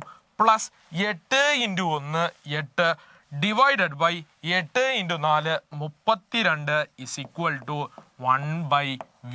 സോ 1/v എന്ന് പറയുന്നത് നമുക്ക് കിട്ടി 8 പ്ലസ് -4/32 -4 + 8 4 ആണ്. സോ 1/v എന്ന് പറയുന്നത് 4/32 എന്ന് കിട്ടി. എന്താ കിട്ടിയത്? 1/v എന്ന് പറയുന്നത് 4/32 എന്ന് കിട്ടി. അടുത്ത സ്ലൈഡിലേക്ക് മാറ്റി എഴുതാം. ഓക്കെ, 1/v എന്ന് പറയുന്നത് 4 ഡിവൈഡഡ് ബൈ 32 ആണ്. സോ ഇവിടെ നിന്ന് നമ്മൾ റെസിപ്രോക്കൽ എടുക്കാൻ പോവാണ്. റെസിപ്രോക്കൽ എടുത്താൽ നമുക്ക് എന്താ കിട്ടുക? v/1 is equal to 32/4 that is equal to v is equal to 8 centimetre എന്ന് നമുക്ക് കിട്ടി. സോ ഇവിടെ പ്രതിബിംബത്തിലേക്കുള്ള ദൂരം എന്ന് പറയുന്നത് 8 സെന്റിമീറ്റർ. ഇനി വളരെ വേഗം ആവർത്തനം കണ്ടുപിടിച്ചൂടെ? ആവർത്തനത്തിന്റെ ഇക്വേഷൻ -v/u ആണ്. സബ്സ്റ്റിറ്റ്യൂട്ട് ചെയ്യുന്നു, ആവർത്തനം കണ്ടുപിടിക്കുന്നു. m is equal to v എന്താ? v 8 -8 ആണ് എടുക്കാൻ പറഞ്ഞത്. -v പറഞ്ഞത് കൊണ്ട് -8 എടുത്തു. -8 ഡിവൈഡഡ് ബൈ u. യുവിന്റെ വാല്യൂ നമുക്ക് നേരത്തെ കിട്ടിയിട്ടുണ്ട്. എത്രയാ യുവിന്റെ വാല്യൂ? ചോദ്യത്തിൽ തന്നെ തന്നിട്ടുണ്ട്. യു എന്ന് പറയുന്നത് -4 സെന്റിമീറ്റർ ആണ്. സോ സബ്സ്റ്റിറ്റ്യൂട്ട് ചെയ്തു. -8 ഡിവൈഡഡ് ബൈ -4 മൈനസും മൈനസും ക്യാൻസലായി 8/4 എന്ന് കിട്ടി. 8/4 ഈസ് ഈക്വൽ ടു ആവർധനം എന്ന് പറയുന്നത് 2 എന്ന് കിട്ടി. സോ ആവർധനം മാഗ്നിഫിക്കേഷൻ എന്ന് പറയുന്നത് 2 ആണ് നമുക്ക് ഉത്തരം കിട്ടിയിട്ടുള്ളത്. So the correct answer is option C. എളുപ്പമല്ലേ? എന്തൊക്കെയാ നമ്മുടെ കയ്യിലുണ്ടായിരുന്നത്? നമ്മുടെ കയ്യിൽ വസ്തുവിലേക്കുള്ള ദൂരമുണ്ട്, അതേപോലെ തന്നെ ഫോക്കസ് ദൂരവുമുണ്ട്. ഒരു കോൺകേവ് മിററിനെ സംബന്ധിച്ചിടത്തോളം എപ്പോഴും ഫോക്കസ് ദൂരവും വസ്തുവിലേക്കുള്ള ദൂരവും നെഗറ്റീവ് ആയിരിക്കും. സോ -4 8 എന്നിങ്ങനെ വസ്തുവിലേക്കുള്ള ദൂരവും ഫോക്കസ് ദൂരവും കിട്ടി. ആവർത്തനം കണ്ടുപിടിക്കാൻ ഇവിടെ പ്രതിബിംബത്തിലേക്കുള്ള ദൂരം v ആവശ്യമായിട്ടുണ്ട്. സോ v കണ്ടുപിടിക്കാൻ വേണ്ടി മിറർ ഇക്വേഷനിലേക്ക് സബ്സ്റ്റിറ്റ്യൂട്ട് ചെയ്തു. മിറർ ഇക്വേഷനിലേക്ക് സബ്സ്റ്റിറ്റ്യൂട്ട് ചെയ്ത് v കണ്ടുപിടിച്ചു. ആ v നമ്മൾ ആവർത്തനത്തിന്റെ ഇക്വേഷനിലേക്ക് കൊടുത്തപ്പോൾ നമുക്ക് ആവർത്തനം 2 ആണെന്ന് കിട്ടി. So the correct answer is option C. Clear അല്ലേ? എളുപ്പമാണോ? ഓക്കെ, ഇതിന്റെ കൂടെ നിങ്ങൾ ഓർത്തു വെക്കേണ്ട പോയിന്റ് ഇതാണ്. നമ്മൾ ദർപ്പണത്തിനെ സംബന്ധിച്ചിടത്തോളം അല്ലെങ്കിൽ ഒരു കണ്ണാടിയെ സംബന്ധിച്ചിടത്തോളം അല്ലെങ്കിൽ ഒരു മിററിനെ സംബന്ധിച്ചിടത്തോളം, എന്താ ദർപ്പണം എന്ന് പറഞ്ഞു കഴിഞ്ഞാൽ മിററാണ്, കണ്ണാടിയാണ്. സോ ഒരു മിററിനെ സംബന്ധിച്ചിടത്തോളം ആവർധനത്തിന്റെ ഇക്വേഷൻ എന്ന് പറയുന്നത് -v/u ആണ്. എന്താണ്? -v/u ആണ്. ഇവിടെ മിറർ ഇക്വേഷൻ എന്ന് പറയുന്നത് 1/f is equal to 1/v plus 1/u ആണ്. ക്ലിയർ ആണോ? ഇനി ലെൻസിന്റെ കേസിൽ ഇത് മാറും കേട്ടോ. ലെൻസിന്റെ കേസിൽ കാര്യങ്ങളൊക്കെ മാറി. ലെൻസിന്റെ കേസിലാണെങ്കിൽ ഈ ഇക്വേഷനിൽ മാറ്റമുണ്ടാകും. സോ നമ്മളൊരു ലെൻസാണ് എടുക്കുന്നത്, കോൺകേവ് അല്ലെങ്കിൽ കോൺവെക്സ് ലെൻസാണ് എടുക്കുന്നതെങ്കിൽ ആവർധനത്തിന്റെ ഇക്വേഷൻ മാറും. -v/u എന്നുള്ളതിന് പകരം v/u ആണ് ആവർധനം ഉണ്ടാകുക. അതേപോലെ തന്നെ 1/f is equal to 1/v minus 1/u ആണ് എന്നുള്ള കാര്യങ്ങൾ കൂടെ ഒന്ന് ഓർത്തു വെക്കാം. ക്ലിയർ ആണോ? സോ ഇവിടെ മിററിന്റെയും ലെൻസിന്റെയും ഇക്വേഷൻ, ദർപ്പണത്തിന്റെയും ലെൻസിന്റെയും ഇക്വേഷൻ കൂടെ ഒന്ന് ഓർത്തു വെക്കാം. ആവർധനത്തിലും അതേപോലെ തന്നെ ലെൻസ് മിറർ ഇക്വേഷനിലുള്ള മാറ്റങ്ങൾ കൂടെ മനസ്സിലാക്കിക്കൊണ്ട് നമുക്ക് അടുത്ത ചോദ്യത്തിലേക്ക് കടക്കാം. ചോദ്യം ഇതാണ്: താഴെ തന്നിരിക്കുന്നവയിൽ ഏത് ദ്രാവകമാണ് ഒരു വസ്തുവിന്മേൽ ഏറ്റവും കൂടുതൽ പ്ലവക്ഷമ ബലം പ്രയോഗിക്കുന്നത്? നമ്മൾ പറഞ്ഞിട്ടുണ്ടല്ലേ, പ്ലവക്ഷമ ബലം എപ്പോഴാ കൂടുക? ഒരു വസ്തുവിന്മേൽ ഒരു ദ്രാവകം ഒരു പ്ലവക്ഷമ ബലം കൊടുക്കുന്നുണ്ട് എന്ന് കരുതുക. ഫോർ എക്സാമ്പിൾ എന്ത് ചെയ്തു? നമ്മൾ ഒരു ജാർ എടുത്തു, ഈ ജാറിനകത്തേക്ക് എന്തോ ഒരു ദ്രാവകം എടുത്തു. എന്താ എടുത്തത്? ഒരു ദ്രാവകം എടുത്തു. ഈ ദ്രാവകത്തിലേക്ക് നമ്മൾ ഒരു വസ്തുവിനെ ഇട്ടു എന്ന് വിചാരിക്കുക. ഒരു വസ്തുവിനെ ഈ ദ്രാവകത്തിനകത്തേക്ക് ഇറക്കി വെച്ചു. ഇവിടെ ഈ വസ്തുവിലേക്ക് ഒരു പ്ലവക്ഷമ ബലം ഏൽക്കുന്നുണ്ടാകും. എന്താ ഉണ്ടാവുക? ഈ വസ്തുവിലേക്ക് മുകളിലോട്ടേക്ക് ഒരു പ്ലവക്ഷമ ബലം ഏൽക്കും. ഈ പ്ലവക്ഷമ ബലം എപ്പോഴാ ഏറ്റവും കൂടുതൽ ഉണ്ടാവുക? നമ്മൾ മനസ്സിലാക്കി വെച്ചിട്ടുണ്ട്, എടുത്തിരിക്കുന്ന ദ്രാവകത്തിന്റെ സാന്ദ്രത കൂടുതലാണെങ്കിൽ ഈ വസ്തുവിന്മേല് മുകളിലോട്ടേക്ക് ആക്ട് ചെയ്യുന്ന പ്ലവക്ഷമ ബലം കൂടുതലായിരിക്കും. സോ തന്നിരിക്കുന്ന ദ്രാവകങ്ങളില് ആർക്കാണ് കൂടുതൽ പ്ലവക്ഷമ ബലം മുകളിലേക്ക് കൊടുക്കാനാവുക എന്നുള്ളതാണ് ചോദ്യം. നോക്കണേ, അതിന് നമ്മൾ എന്ത് നോക്കിയാൽ മതി? എടുത്തിരിക്കുന്ന ദ്രാവകങ്ങളിൽ ആർക്കാണ് ഏറ്റവും സാന്ദ്രത കൂടുതൽ നോക്കിയാൽ മതി.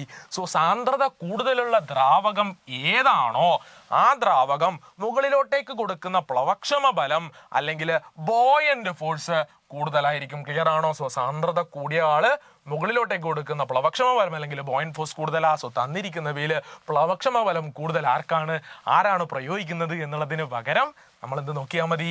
സാന്ദ്രത ആർക്കാണ് കൂടുതൽ എന്ന് നോക്കിയാൽ മതി. ക്ലിയർ ആണോ? എന്തേ നോക്കേണ്ടതുള്ളൂ, ആർക്കാണ്, ഏത് ദ്രാവകത്തിനാണ് സാന്ദ്രത കൂടുതലുള്ളത് എന്ന് നോക്കുക. ജലത്തിനാണോ, ഗ്ലിസറിനാണോ, മണ്ണെണ്ണയ്ക്കാണോ, ഉപ്പുവെള്ളത്തിനാണോ? വളരെ കൃത്യമായിട്ട് നമ്മൾ ഉത്തരം പറയും. തന്നിരിക്കുന്ന ദ്രാവകങ്ങളില് ഗ്ലിസറിനാണ് ഏറ്റവും കൂടുതൽ സാന്ദ്രതയുള്ളത്. സോ ഇവിടെ ഒരു വസ്തുവിനെ ഇട്ട് കഴിഞ്ഞാൽ പ്ലവക്ഷമ ബലം മുകളിലോട്ടേക്കുള്ള ബലമായിട്ടുള്ള ബോയന്റ് ഫോഴ്സ് ആയിട്ടുള്ള പ്ലവക്ഷമ ബലം കൂടുതൽ കൊടുക്കുന്നത് ഗ്ലിസറിൻ ആയിരിക്കും. ക്ലിയർ അല്ലേ? സോ നമ്മളിവിടെ ഓർത്ത് വെക്കേണ്ടത് സാന്ദ്രതയുടെ ഓർഡറാണ്. സാന്ദ്രത ഏറ്റവും കൂടുതലുള്ളത് ഗ്ലിസറിൻ ആണ്. പിന്നെ ആർക്കാ? ഗ്ലിസറിൻ കഴിഞ്ഞു കഴിഞ്ഞാൽ ഇതില് ഉപ്പുവെള്ളം അല്ലെ, ഉപ്പുവെള്ളത്തിന് എടുക്കുകയാണെങ്കിൽ ഉപ്പുവെള്ളത്തിനും സാന്ദ്രത കൂടുതലാണ്. ഇനി ഉപ്പുവെള്ളത്തിനെയും ജലത്തിനെയും കമ്പയർ ചെയ്യുന്ന സമയത്ത് ഉപ്പുവെള്ളത്തിനായിരിക്കും എന്ത് സാന്ദ്രത കൂടുതൽ ഉണ്ടാവുക. ഏറ്റവും സാന്ദ്രത കുറവ് തന്നിട്ടുള്ളതിൽ മണ്ണെണ്ണയ്ക്കാണ് ഏറ്റവും സാന്ദ്രത കുറവുള്ളത്. ക്ലിയർ ആണോ? സോ ഓർത്ത് വെക്കുക, തന്നിരിക്കുന്നവയിൽ ഗ്ലിസറിനാണ് ഏറ്റവും സാന്ദ്രത കൂടുതലുള്ളത്. സോ തന്നിരിക്കുന്ന ലിക്വിഡുകളിൽ ഈ ഒരു വസ്തുവിന്, തന്നിരിക്കുന്ന ദ്രാവകങ്ങളിൽ ഒരു വസ്തുവിനെ ആ ദ്രാവകത്തിലേക്ക് ഇട്ട് കഴിഞ്ഞാൽ ഇവിടെ ഏറ്റവും കൂടുതൽ പ്ലവക്ഷമ ബലം മുകളിലോട്ടേക്ക് കൊടുക്കുന്നത് സാന്ദ്രത ഏറ്റവും കൂടുതലുള്ള ഗ്ലിസറിൻ ആയിരിക്കും എന്ന് ഓർത്തു വെക്കാം. എളുപ്പമല്ലേ? ക്ലിയർ ആണെങ്കിൽ നമുക്ക് അടുത്ത ചോദ്യത്തിലേക്ക് പോകാം. ചോദ്യം ഇതാണ്: തരംഗദൈർഘ്യം കൂടുതലുള്ള നിറം ഇവയിലേതാണ്? തന്നിരിക്കുന്ന നിറങ്ങളിലെ തരംഗദൈർഘ്യം കൂടുതൽ ആർക്കാണ് ഏറ്റവും കൂടുതൽ തരംഗദൈർഘ്യം ഉണ്ടാവുക? വളരെ ദൂരത്തു നിന്നും നമ്മൾ തിരിച്ചറിയുന്ന നിറം ഏതാ? വളരെ ദൂരത്തു നിന്നും നമ്മൾ തിരിച്ചറിയുന്നത് ചുവപ്പ് നിറമാണ്. ചുവപ്പിനാണ് തരംഗദൈർഘ്യം കൂടുതലുള്ളത്. തരംഗദൈർഘ്യം വേവ് ലെങ്ത് എന്താ തന്നിട്ടുള്ളവയില്? തരംഗ ദൈർഘ്യം കൂടുതലുള്ളത് ചുവപ്പിനാണ്. സോ തരംഗദൈർഘ്യം കൂടുതലായത് കൊണ്ട് തന്നെ ഈ നിറത്തിന് വിസരണം സംഭവിക്കുന്നത് കുറവായിരിക്കും. എന്താ വിസരണം? സ്കാറ്ററിങ് എന്ന് പറഞ്ഞു കഴിഞ്ഞാൽ അന്തരീക്ഷത്തിലുള്ള പൊടിപടലങ്ങളും ചെറിയ കണികകളിലും ഒക്കെ തട്ടി ഇവിടെ പ്രകാശത്തിന് സംഭവിക്കുന്ന ഭാഗികമായിട്ടുള്ള ഇറഗുലർ ആയിട്ടുള്ള ആ റിഫ്ലക്ഷനെയാണ്, ആ പ്രതിപതനത്തിനെയാണ് നമ്മൾ എന്ത് വിളിക്കുന്നത്? അതിനെ വിസരണം എന്ന് വിളിക്കുന്നത്. സോ ഇവിടെ തരംഗദൈർഘ്യം കൂടുതലാണെങ്കിൽ അത്തരത്തിലുള്ള നിറങ്ങൾക്ക് വിസരണം വളരെ വളരെ കുറവായിരിക്കും. സോ ചോദ്യത്തിലേക്ക് തിരിച്ചു വരാം. തരംഗദൈർഘ്യം കൂടുതലുള്ള നിറം ഇവയിൽ ഏതാണ്? വളരെ കൃത്യമായിട്ട് നമ്മൾ ഉത്തരം പറയും. ചുവപ്പാണ് അല്ലെ. Violet, IndiGo, blue, green, yellow, orange, red എന്നിങ്ങനെയാണ് സൂര്യപ്രകാശത്തിൽ അല്ലെങ്കിൽ ധവളപ്രകാശത്തിലുള്ള നിറങ്ങൾ.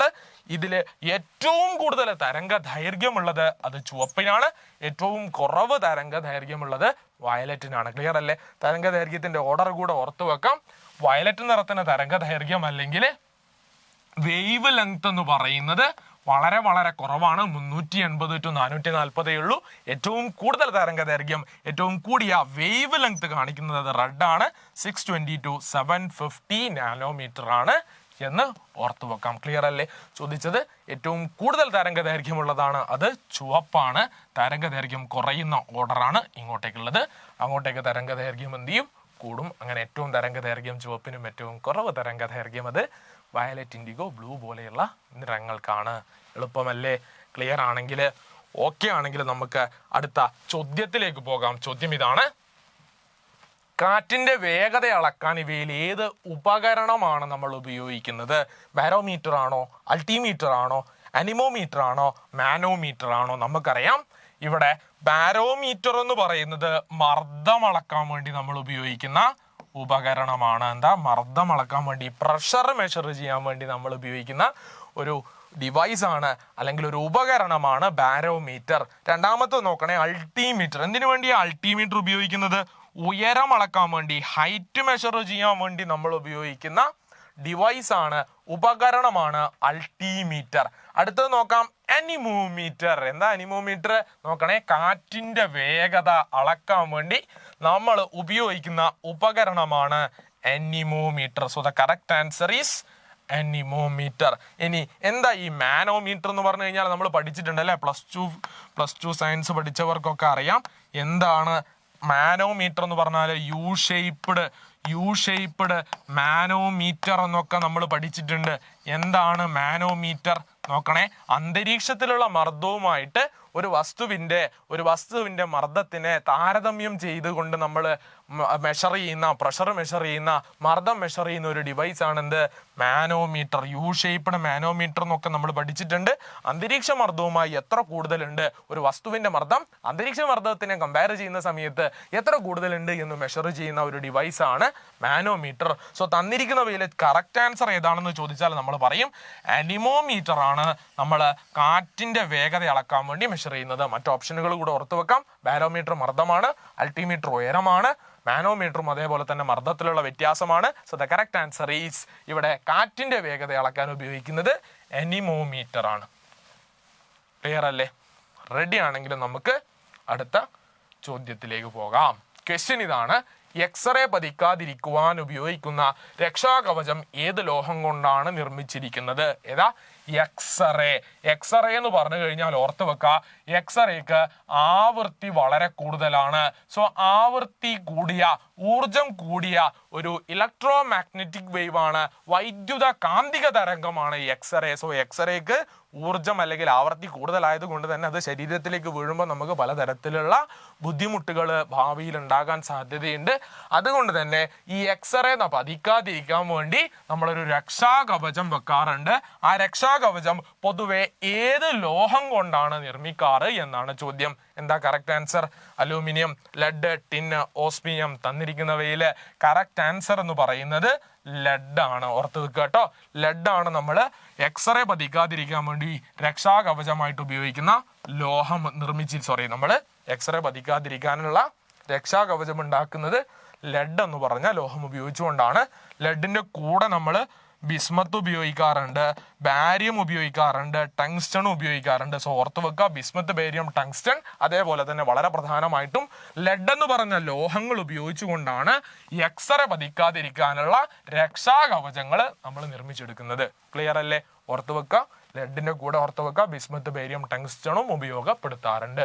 ക്ലിയർ ആണെങ്കിൽ, ഓക്കെ ആണെങ്കിൽ അടുത്ത ക്വസ്റ്റ്യനിലേക്ക് പോകാം. ചോദ്യം ഇതാണ്: മർദ്ദത്തിന്റെ യൂണിറ്റ് അല്ലാത്തത് ഏത് നോക്കണേ. മർദ്ദത്തിന്റെ യൂണിറ്റ് അല്ലാത്തത് ഏതെന്നാ ചോദ്യം. ഇവിടെ ബാർ എന്ന് തന്നിട്ടുണ്ട്.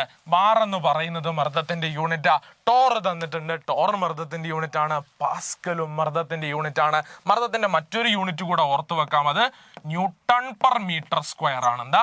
ന്യൂട്ടൺ പെർ മീറ്റർ സ്ക്വയർ ആയിക്കോട്ടെ, ഇനി ബാർ ആയിക്കോട്ടെ, ഇനി അതല്ല ടോർ ആയിക്കോട്ടെ, അതല്ല പാസ്കൽ ആയിക്കോട്ടെ, ഇതൊക്കെ എന്താണ്? മർദ്ദത്തിന്റെ യൂണിറ്റ് ആണ്. സോ മർദ്ദത്തിന്റെ യൂണിറ്റ് അല്ലാത്തത് ഏതാണെന്ന് ചോദിച്ചു കഴിഞ്ഞാൽ അത് വെബർ ആണ് കേട്ടോ. The correct answer is weber. നോക്കാം. ഒരു ATM എന്ന് പറയുന്നത് 1.01 × 10⁵ പാസ്കൽ ആണ്. ബാർ എന്ന് പറയുന്നത് മർദ്ദത്തിന്റെ യൂണിറ്റ് ആണ്. ഒരു ബാർ എന്ന് പറയുന്നത് 10⁵ 10⁵ പാസ്കൽ ആണ്. ഒരു ടോർ എന്ന് പറയുന്നത് 133 പാസ്കലിന് തുല്യമാണ്. അതായത് 1.0.133 കിലോ പാസ്കലിന് തുല്യമാണ്. 1 മില്ലിമീറ്റർ ഓഫ് HG അല്ലെങ്കിൽ 1 മില്ലിമീറ്റർ ഓഫ് മെർക്കുറി എന്ന് പറയുന്നതും ഇവിടെ മർദ്ദത്തിന്റെ യൂണിറ്റ് ആണ് എന്ന് ഓർത്ത് വെക്കാം. ക്ലിയർ അല്ലേ? സോ മർദ്ദത്തിന് ഒരുപാട് യൂണിറ്റുകൾ ഉണ്ട്. മർദ്ദത്തിന്റെ SI യൂണിറ്റ് ഏതാണെന്ന് ചോദിച്ചാൽ നമ്മൾ പറഞ്ഞു വെക്കും. അത് പാസ്കൽ അല്ലെങ്കിൽ ന്യൂട്ടൺ പെർ മീറ്റർ സ്ക്വയർ ആണ്. അതേസമയം ടോർ ആയിക്കോട്ടെ, ബാർ ആയിക്കോട്ടെ, ഇനി അതല്ല മില്ലിമീറ്റർ ഓഫ് HG എന്ന് പറഞ്ഞു കഴിഞ്ഞാലും അതൊക്കെ എന്തിന്റെ യൂണിറ്റ് ആണ്? ATM. അറ്റ്മോസ്ഫിയറിക് പ്രഷർ ഒക്കെ മെഷർ ചെയ്യുന്നത് ATM-ലാണ്. So ATM, millimetre, HG, bar, torr എന്നൊക്കെ പറയുന്നത് ഒക്കെ തന്നെ മർദ്ദത്തിന്റെ യൂണിറ്റുകളാണ്. പക്ഷേ മർദ്ദത്തിന്റെ SI യൂണിറ്റ് പാസ്കലും ന്യൂട്ടൺ പെർ മീറ്റർ സ്ക്വയറും ആണ്. ചോദ്യം അതൊന്നുമല്ല. ഇവിടെ മർദ്ദത്തിന്റെ യൂണിറ്റ് അല്ലാത്തത് ഏത് എന്നാണ് നമ്മളുടെ ചോദ്യം. Okay.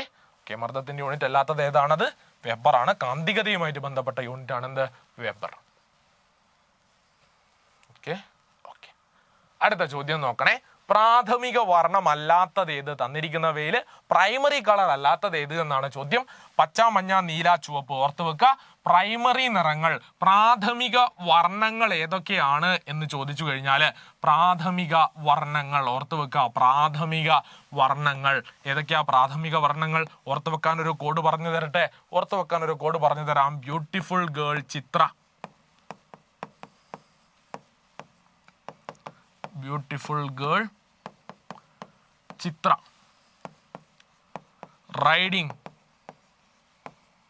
Green Yamaha, riding green Yamaha, brake riding monkey, brake riding monkey. So ഈ കോഡ് ഓർത്ത് വെക്കുക. ബ്യൂട്ടിഫുൾ ഗേൾ ചിത്ര, സുന്ദരിയായ പെൺകുട്ടി ചിത്ര, റൈഡിംഗ് ഗ്രീൻ യമഹ, പച്ച യമഹയെ ഓടിച്ചു പോകുന്നു. ബ്രേക്ക് റൈഡിംഗ് മങ്കി, ഓടിച്ചുകൊണ്ടിരിക്കുമ്പോൾ പെട്ടെന്നൊരു കുരങ്ങൻ ചാടി, അപ്പൊ ബ്രേക്ക് ചെയ്തു. ആരാ ബ്രേക്ക് ചെയ്തത്? ചിത്ര. ചിത്ര എന്താ ഓടിക്കുന്നത്? Green Yamaha, brake riding monkey. So beautiful girl Chitra, riding green Yamaha, brake riding monkey. So ഈ ഒരൊറ്റ എക്സാമ്പിൾ ഉപയോഗിച്ചുകൊണ്ട് നമുക്ക് എന്ത് ചെയ്യാൻ പറ്റും? ഇവിടെ കോഡ് ഓർത്ത് വെക്കാൻ പറ്റും. നോക്കണേ. ബ്യൂട്ടിഫുൾ ഗേൾ ചിത്ര, ബി എന്ന് പറയുന്നത് ബ്ലൂ ആണെന്ന് ഓർത്ത് വെക്കാം. എന്താ? ബ്യൂട്ടിഫുൾ ഗേൾ ചിത്രക്കകത്തുള്ള ബി എന്ന് പറയുന്നത് ബ്ലൂ ആണ്. എന്താ? B blue. ബ്യൂട്ടിഫുൾ ഗേളിന്റെ G എന്ന് പറയുന്നത് ഗ്രീൻ ആണ്. C എന്ന് പറയുന്നത് സയൻ ആണ്. ഓർത്ത് വെച്ചൂടെ? എളുപ്പമാണ്.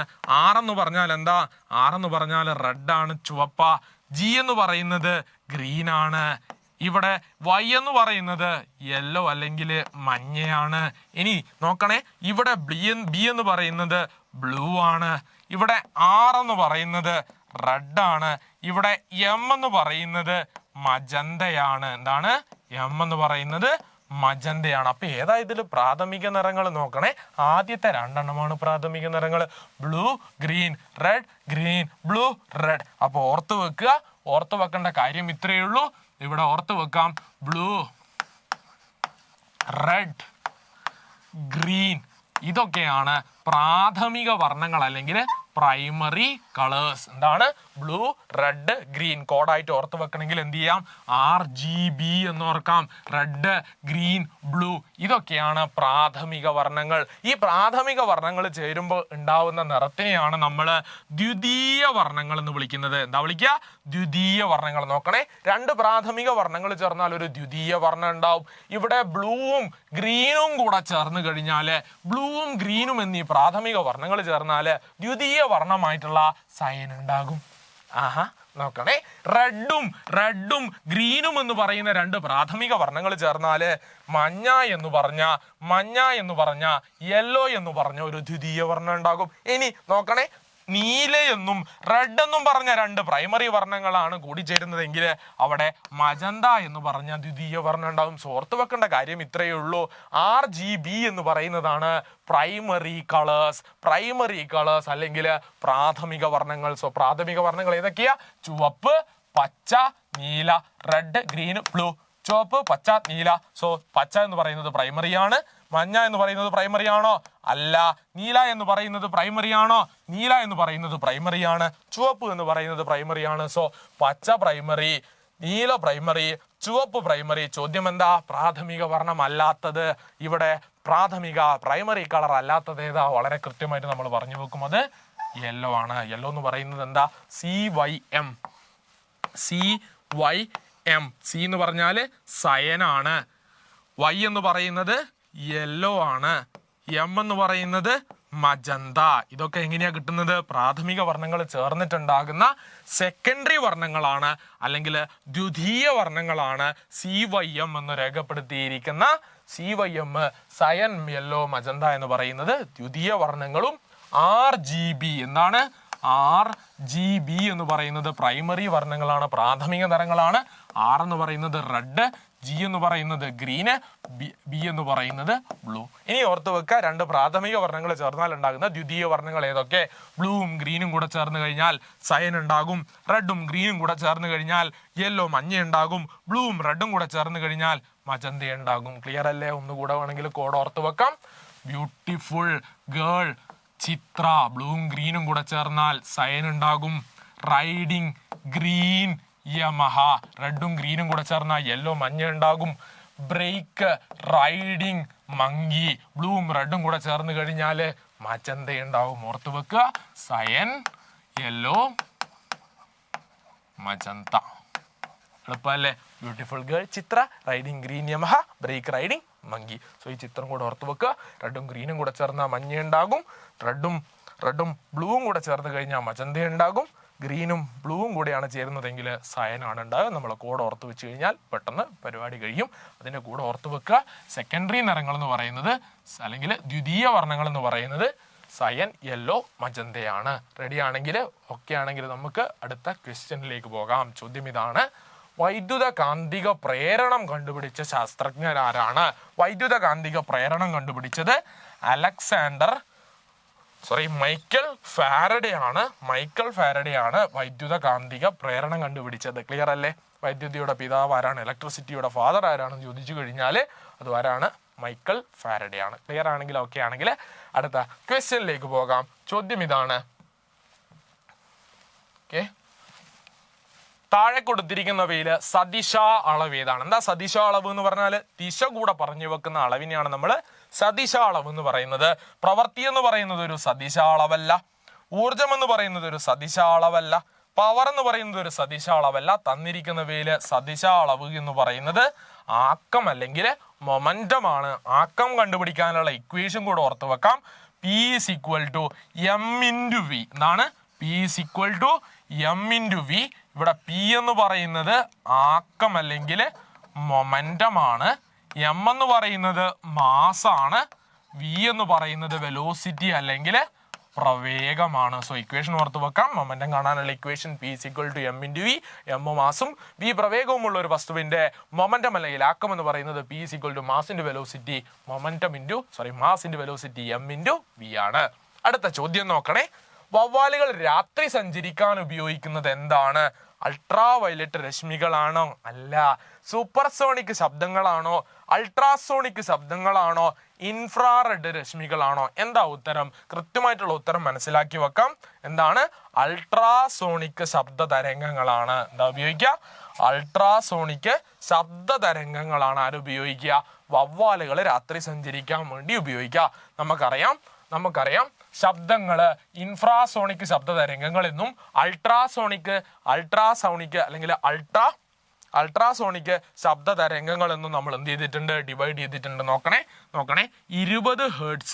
20 ഹെർട്സിന് താഴെ ആവർത്തിയുള്ള ശബ്ദങ്ങളെ നമ്മൾ എന്താ വിളിച്ചത്? 20 ഹെർട്സിനേക്കാളും ആവർത്തിയുള്ള 20 ഹെർട്സിനേക്കാളും കുറഞ്ഞ ആവർത്തിയുള്ള ശബ്ദങ്ങളെ നമ്മൾ ഇൻഫ്രാസോണിക് ശബ്ദ തരംഗങ്ങൾ എന്നാണ് വിളിച്ചത്. എന്താ വിളിച്ചത്? ഇൻഫ്രാസോണിക് ശബ്ദ തരംഗങ്ങൾ എന്ന് വിളിച്ചു. ഇനി 20,000 ഹെർട്സിനേക്കാളും കൂടിയ ശബ്ദ തരംഗങ്ങളാണെങ്കിൽ എന്താ? 20,000 ഹെർട്സ് അല്ലെങ്കിൽ 20 കിലോ ഹെർട്സിനേക്കാളും ആവർത്തി കൂടിയ ശബ്ദ തരംഗങ്ങളാണെങ്കിൽ അവയെ നമ്മൾ പേരിട്ട് വിളിച്ചു. എന്താ പേരിട്ട് വിളിച്ചത്? അൾട്രാസോണിക് ശബ്ദ തരംഗങ്ങൾ. 20 ഹെർട്സിന് താഴെയുള്ളത് ഇൻഫ്രാസോണിക്, 20,000 ഹെർട്സ് അല്ലെങ്കിൽ 20 കിലോ ഹെർട്സിനേക്കാളും മുകളിലുള്ളത് അൾട്രാസോണിക്. അത്തരത്തില് അൾട്രാസോണിക് ശബ്ദ തരംഗങ്ങൾ ഉപയോഗിച്ചുകൊണ്ടാണ് ആര് സഞ്ചരിക്കുന്നത്? വവ്വാലുകൾ സഞ്ചരിക്കുന്നത്. എങ്ങനെയാന്ന് നോക്കാം. വവ്വാലുകൾ ഇങ്ങനെ അൾട്രാസോണിക് ശബ്ദ തരംഗങ്ങൾ പുറപ്പെടുവിക്കും. ഓഹോയ് ഓഹോയ് ഓഹോയ് ഓഹോയ് ഓഹോയ്. ഇങ്ങനെ അൾട്രാസോണിക് ശബ്ദ തരംഗങ്ങൾ പുറപ്പെടുവിച്ചു കഴിഞ്ഞാൽ ഇതൊരു വസ്തുവിലോ ഒരു ജീവിയിലോ തട്ടിക്കഴിഞ്ഞാൽ ആ അൾട്രാസോണിക് തരംഗങ്ങൾ തിരിച്ച് റിഫ്ലക്ട് ചെയ്യാൻ തുടങ്ങും, പ്രതിപദിക്കാൻ തുടങ്ങും. അങ്ങനെ പ്രതിപദിച്ചു വരുന്ന അൾട്രാസോണിക് ശബ്ദങ്ങൾ തിരിച്ചറിയും ആര്? നമ്മളുടെ വവ്വാല്. സോ വവ്വാല് ഇത്തരത്തില് പ്രതിപദിച്ചു വരുന്ന അൾട്രാസോണിക് ശബ്ദ തരംഗങ്ങൾ തിരിച്ചറിഞ്ഞുകൊണ്ട് എത്ര ദൂരത്താണ് ഇയാളുടെ ഇരയുള്ളത് എന്ന് കണ്ടുപിടിക്കും. സോ സഞ്ചരിക്കുന്ന സമയത്തും ഇര തേടുന്ന സമയത്തും വവ്വാലുകൾ രാത്രികാലങ്ങളിൽ പുറപ്പെടുവിക്കുന്നത് എന്താ? അത് അൾട്രാസോണിക് ശബ്ദ തരംഗങ്ങളാണ്. 20,000 ഹെർട്സിനേക്കാളും ആവൃത്തി അല്ലെങ്കിൽ ഫ്രീക്വൻസി കൂടിയ ശബ്ദ തരംഗങ്ങളാണ്. അല്ലെങ്കിൽ 20 കിലോ ഹെർട്സിനേക്കാളും ആവൃത്തിയുള്ള ശബ്ദ തരംഗങ്ങളാണ്. ക്ലിയർ അല്ലേ? So the correct answer is ultrasonic ശബ്ദ തരംഗങ്ങൾ. ക്ലിയർ ആണോ? ഓക്കെ. അപ്പൊ എന്താ ഈ സൂപ്പർസോണിക് എന്ന് പറഞ്ഞു കഴിഞ്ഞാൽ? സൂപ്പർസോണിക് എന്ന് പറഞ്ഞ് കൺഫ്യൂഷൻ ആകരുത്. ശബ്ദവേഗതയേക്കാൾ കൂടുതൽ വേഗതയുള്ള, എന്താ? ശബ്ദവേഗത്തിനേക്കാൾ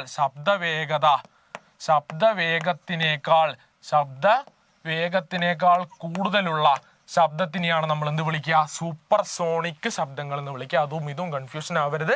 വവ്വാലുകൾ പുറത്തേക്ക് വിടുന്നത് അൾട്രാസോണിക് ആണ്. സൂപ്പർസോണിക് എന്ന് പറയുന്നത് ശബ്ദവേഗതയേക്കാൾ കൂടിയ വേഗതയുള്ള ശബ്ദങ്ങളെ നമ്മൾ എന്ത് വിളിക്കും? സൂപ്പർസോണിക് എന്ന് വിളിക്കും. ക്ലിയർ അല്ലേ? ഓക്കെ.